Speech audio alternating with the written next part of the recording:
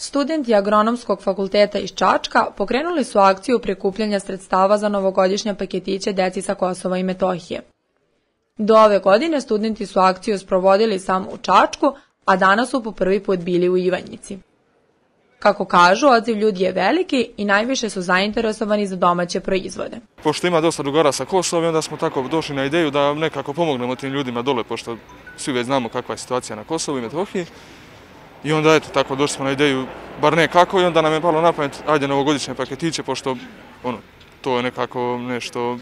Praznici. Da, praznici, i onda da ih usrećemo bar nekako. Juče u Čačku je bilo stvarno odlično. Skupili smo negdje za oko 100 paketića, tako da sve u svemu dobro, nije loše. Osim Ivanjice, da li ćete ići još negdje? Pa trenutno nismo u mogućnosti jer se akcija završava sutra. Tako da ove godine je tako, pa do godine ćemo vidjeti da krenemo malo ranije. To smo zakasnili zbog novonastale epidemiološke situacije i ostalih stvari. Ko će da isporuči paketiće? Paketiće će da isporuče kolege sa fakulteta, ići ćemo direktno dole. Porodicama ćemo deliti. A novac skupljate tako što prodajete nešto? Da, novac skupljamo tako što prodajemo proizvode. Rakiju proizvodi naš kolega sa fakulteta Vladimir Senić iz Kosjerića. Njegova je proizvodnja, on je donator rakije. I jabuke su nam donirali iz jednog voćnjaka od Čačka, iz rasadnika Mind. I eto.